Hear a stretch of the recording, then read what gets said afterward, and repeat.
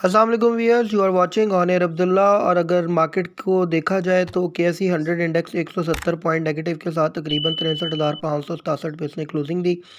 Market में high की बात करें 306 पॉइंट मार्केट ऊपर गई, 64,043 पॉइंट तक मार्केट में विटनेस किए गए।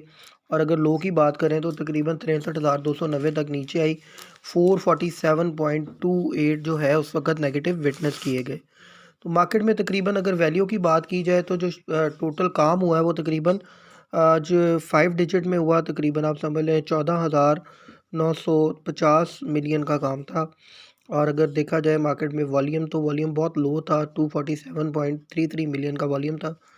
एक चीज़ ज़हन में रखें कि वॉल्यूम जो लो लग रहा है उसके पीछे सिर्फ ये वजह नहीं है कि जो है वो बेसिकली ये जो लो वॉल्यूम है ये सेलर का वॉल्यूम है। जो बायर था प्रीवियस उसने जो ऊंचे रेटों पे बाइंग की हुई है, जिन लोगों ने इंस्टीट्यूशंस हैं, बैंक्स हैं, अदर्स हैं, वो हमेशा आपको पता है नुकसान पे माल नहीं बेचते। मार्केट बहुत ज़्यादा ओवरबॉट थी, दैट्स है उनके पास जो पोजीशन पड़ी है उन्होंने अपने पास होल्ड रखी हुई है।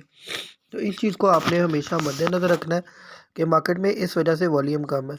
दूसरा, एक न्यूज़ भी इस तरह की थी जिसने मार्केट को एक दफ़ा पूरा जो है वो हिला के रख दिया। आपको शायद अंदाज़ा होगा, आगे इस न्यूज़ की भी बात करेंगे कि ईरान का जो पाकिस्तान के ऊपर हमला हुआ है और जो उसने लाइन ऑफ कंट्रोल की खिलाफ वर्जी की है, आपकी जो एयर स्पेस है जो उसकी खिलाफ वर्जी की है, उसकी जो है वो बहुत ज़्यादा एक इम्पैक्ट लिया पहले सुबह मार्केट ने। उसके बाद वो जब उसके बारे में पाकिस्तान ने थोड़ा सा उसको डिफेंड किया और पाकिस्तान की तरफ से इदारों की तरफ से जब रिस्पॉन्ड आना शुरू हुआ तो तब जाके जो है थोड़ी मार्केट ने रिकवरी दी। वॉल्यूम लीडर की बात करें, पाकिस्तान टेलीकम्युनिकेशन कंपनी 14.2 पे आ गई है, तकरीबन 33 पैसे प्लस के साथ 45 मिलियन का वॉल्यूम था। कैल में पहले अच्छी खासी सेलिंग देखी गई, फिर दोबारा बाइंग देखी गई, कैल ने फिर अच्छा परफॉर्म किया, फिर दोबारा जो है वो इसकी सेलिंग देखेगी। 41.46 मिलियन का इसमें वॉल्यूम था, 5.59 के ऊपर क्लोज हुआ 21 पैसे माइनस के साथ। ये कैल का बाइंग रेट है, अगर आप इस रेट के ऊपर बाय करते हैं तो डेफिनेटली आप लोग फ़ायदे में रहेंगे। 5 रुपये 40 पैसे से लेके 5 रुपये 60 65 तक आप इसको बाय कर सकते हैं।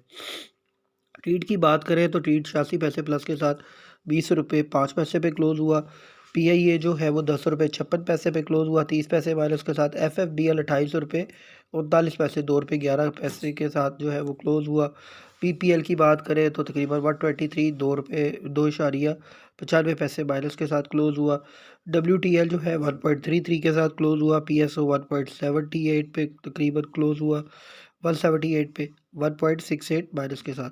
PIBTL 7 रुपये 7 पैसे, FFL 10 रुपये 37 पैसे पे क्लोज हुआ।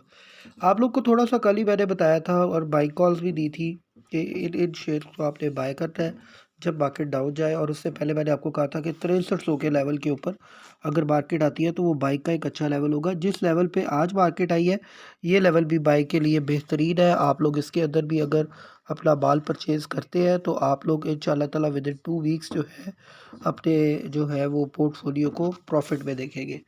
तो उसके बाद अगर मैं न्यूज़ की बात करूँ तो मार्केट में आज बहुत सारी बिग न्यूज़ेस थी।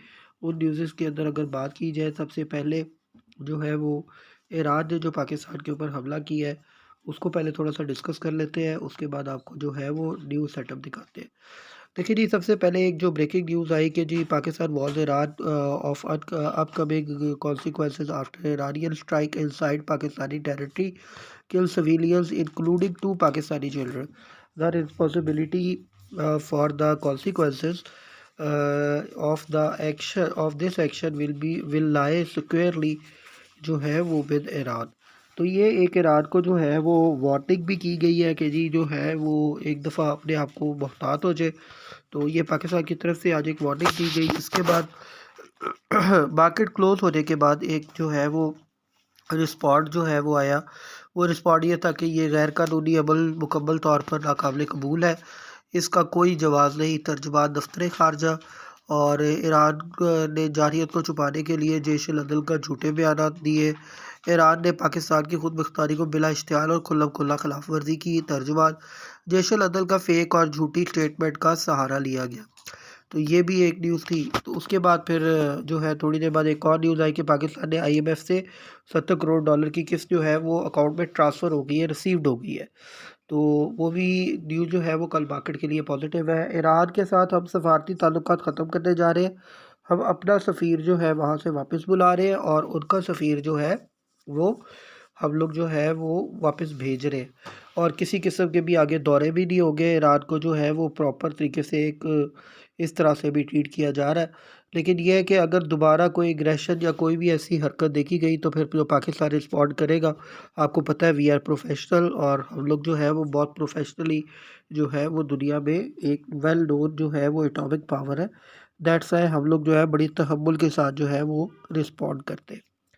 तो UAE has confirmed roll over of its two deposits of US dollar 1 billion US dollar each place with the State Bank of Pakistan for another year 1 year which were manufacture maturing इन January 2024। असल में UAE ने जो है वो 1 अरब dollar जो है roll over जो है वो एक्सेप्ट करके पाकिस्तान के स्टेट बैंक के अंदर पैसे ट्रांसफ़र कर दिए है एज अ रिज़र्व के तौर पे। तो ये भी एक अच्छा साइन है पाकिस्तान के हवाले से कि जो है वो और मार्केट के हवाले से कि मार्केट जो है वो आपको बेस्ट परफॉर्म करके दिखाएगी। तो ये जो है कुछ न्यूज़ेस थी। उसके बाद देखा जाए तो मार्केट में जो है वो एक ये भी न्यूज़ थी जो मैं आपके साथ शेयर करने जा रहा हूँ साज़गार के हवाले से कि 100 kilometre in just one charge जो है वो ये साज़गार का एक न्यूज़ आई हुई थी। और ये है कि गवर्नमेंट ने सिर्फ जो है वो साज़गार को अप्रूव नहीं किया 100 जो क्या कहते हैं रिक्शास के लिए ईवी रिक्शास के लिए बल्कि ईवी रिक्शास के जो है वो गवर्नमेंट ने उससे बुक भी करवाए हैं। तो ये एक बहुत बड़ी न्यूज़ है कि गवर्नमेंट जो है वो खुद परचेजिंग कर रही है साज़गार से। तो साज़गार जो है वो आगे आने वाले वक्त में आपको फ्लरिश करता हुआ नज़र आएगा। तो ये भी फिर एक न्यूज़ आई कि जी जो है वो ट्रीट के हवाले से मैंने कल भी आप लोग को थोड़ा बताया था।